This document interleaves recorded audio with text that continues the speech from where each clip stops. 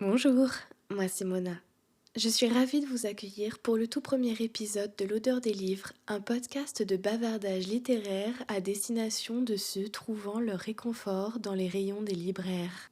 Ici donc, c'est un peu comme mon club lecture. Je vous parle bouquins, histoires, aventures et péripéties. Chers lecteurs, chères lectrices, chers curieux, bienvenue dans ma bibliothèque.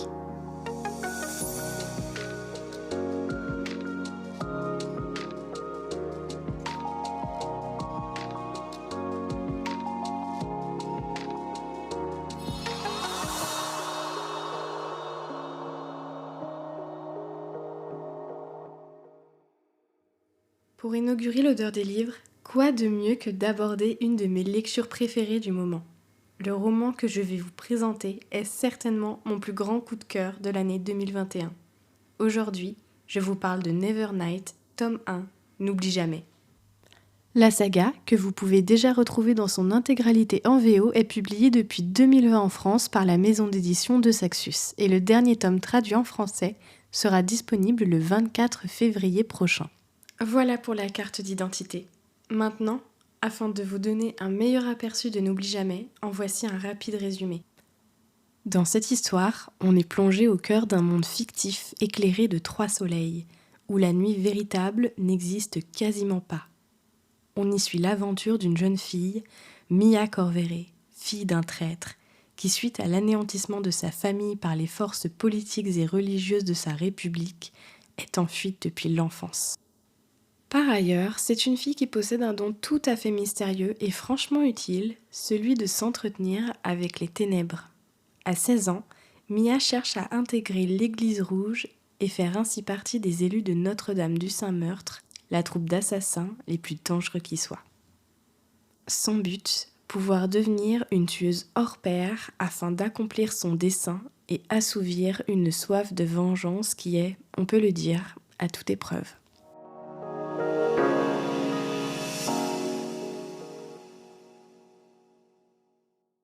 Qu'on se le dise, il faut être bien accroché pour suivre les péripéties de Mia Corveret.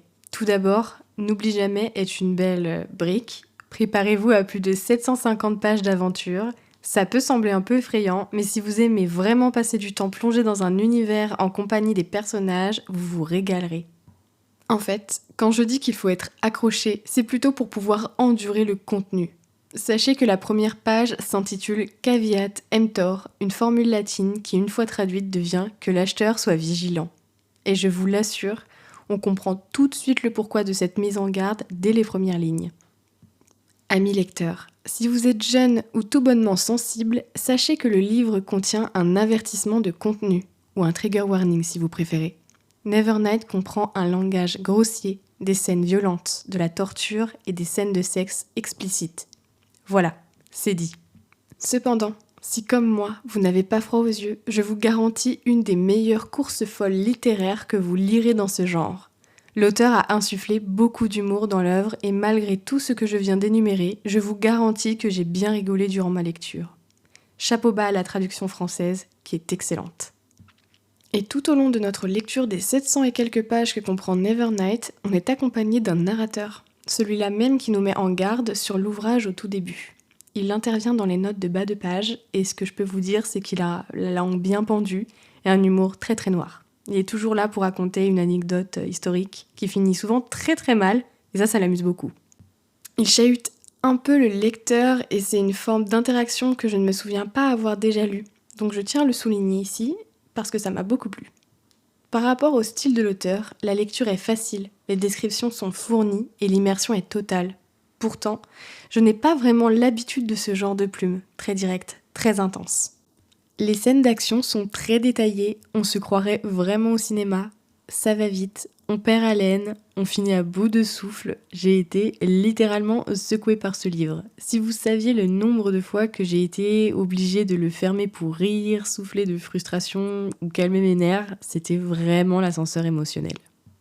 Le rythme est très bien géré, car à partir du moment où j'ai été embarquée dans l'histoire, je ne me suis pas ennuyée une seule seconde et mon attention n'est jamais retombée.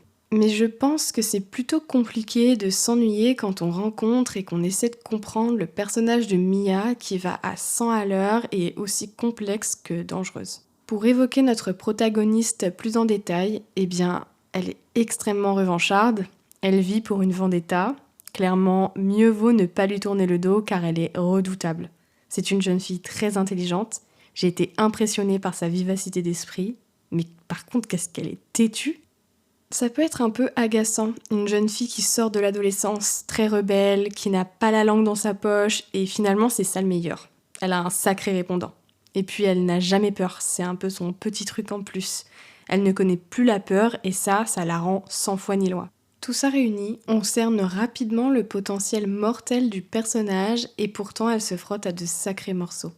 À ce sujet, je ne vais pas m'étendre sur les personnages secondaires, mais ils sont tous très bien écrits, avec une personnalité très forte. Et par là, je veux dire qu'ils sont tous très différents et on a un bel éventail de différents tempéraments. À tel point que certains, qui sont pourtant anecdotiques, sur encore une fois plus de 750 pages, ont retenu mon attention de façon très particulière. C'est franchement agréable, car rien n'est bâclé, chacun trouve sa place, chacun sert l'histoire. Et si je dois en citer quelques-uns, j'ai beaucoup aimé le personnage de Chute, celui de Carlotta également. Je me suis aussi attachée aux personnages de Naëv et Aelius le bibliothécaire. À ce propos, si vous êtes partant pour échanger avec moi au sujet du livre, je suis assez curieuse de connaître vos personnages préférés et ceux que vous détestez aussi d'ailleurs, car ils doivent être nombreux.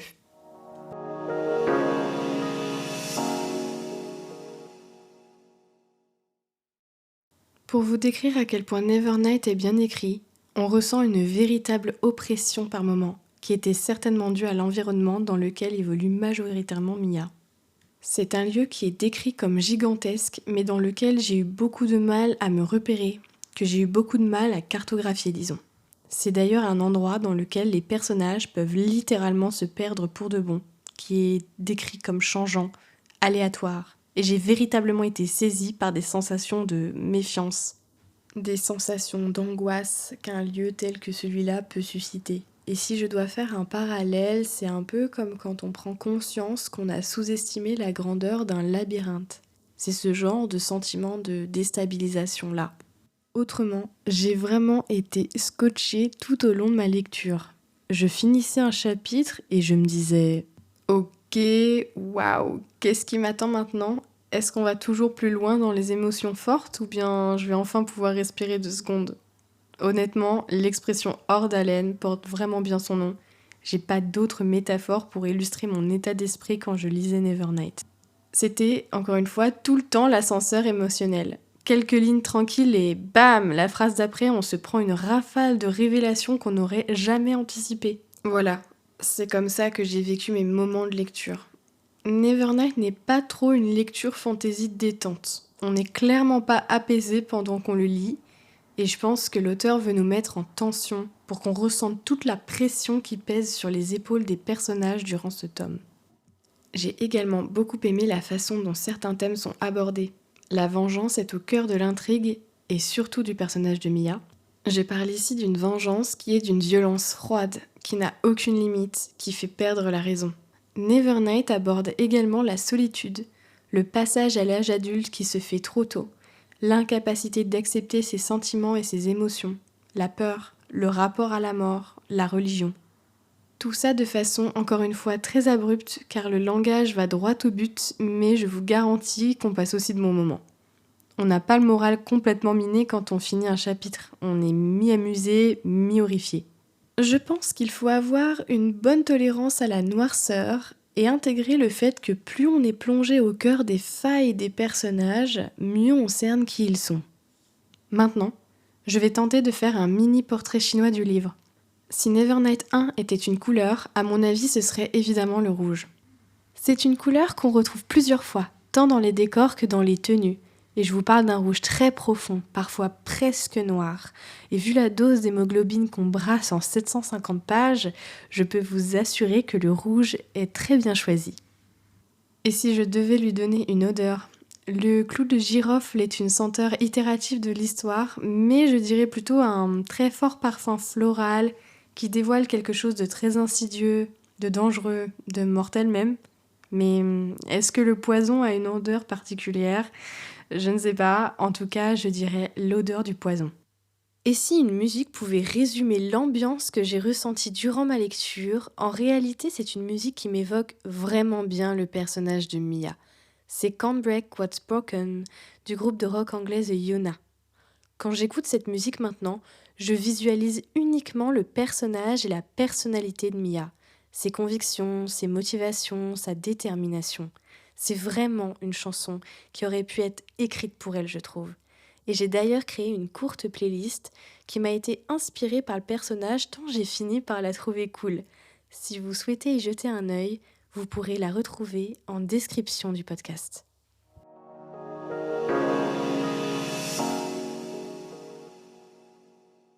Et maintenant, est-ce que je vous parle du négatif ? Tout d'abord, est-ce qu'il y a vraiment eu du négatif ? Comme pour beaucoup de romans fantastiques et fantasy, les premières pages, les premiers chapitres ont eu du mal à m'emporter. J'ai mis un peu de temps, c'est vrai, à vraiment réussir à plonger dans l'histoire, à avoir envie de suivre Mia dans sa quête. Ce n'est pas un point négatif en soi, un peu de courage est souvent nécessaire, surtout lorsque les bases d'un monde si riche sont à poser. Et encore, J. Christophe utilise le fameux petit compagnon de narration pour évoquer tout ce dont le lecteur a besoin de connaître sur le contexte historique, politique, social et géographique de l'œuvre. D'ailleurs, je souligne que j'ai eu un grand plaisir à lire un monde explicitement inspiré de la culture italienne, voire romaine pour le tome 2. Vous l'aurez compris, il n'y a pas franchement de point négatif. C'est l'une des meilleures sagas que je lis depuis mon adolescence, quand les sagas fantastiques et dystopiques étaient à leur apogée. Aujourd'hui, je trouve enfin l'équivalent pour un public plus mature. Je conseille ce livre à un lecteur qui sort de l'adolescence, notamment par rapport à l'ambiance franchement violente et morbide de certains passages et au caractère sexuel de quelques pages. Si vous aimez l'adrénaline, les situations franchement dangereuses, l'humour noir et les personnages au fort caractère, Nevernight a été écrit pour vous. Les aficionados des publications de Sexus, foncez également. Si vous avez aimé Le Prieuré de l'Oranger et que vous êtes prêt à passer le cran au-dessus niveau sensations, c'est votre feu vert. Certes, vous ne trouverez pas de dragon chez Nevernight, du moins pas dans les 2 tomes que j'ai lus, mais les kraken des sables et les ombres démoniaques sauront vous séduire, je pense. Je finis maintenant sur une citation du livre que j'ai particulièrement aimée. Nous sommes chapitre 17, page 370. Fer ou verre, avait-il demandé. Elle n'était ni l'un ni l'autre, elle était en acier. Voilà, merci pour votre écoute. J'espère vous avoir donné envie de lire ou de relire ce formidable premier opus. Et si j'ai réussi à vous convaincre, j'espère que vous l'apprécierez autant que moi. D'ailleurs, si vous avez aimé cette revue et que vous souhaitez mon avis sur le tome 2 de Nevernight, n'hésitez pas à me le faire savoir. Si le concept vous plaît, n'hésitez pas à me rejoindre sur mon compte Instagram. Encore une fois, vous le trouverez en description du podcast. Écrivez-moi, parlez-moi de ce que vous avez pensé de Nevernight, racontez-moi vos lectures, suggérez-moi d'autres romans. J'ai vraiment hâte de pouvoir échanger avec vous. Encore merci d'avoir écouté ce premier épisode et à très bientôt dans ma bibliothèque.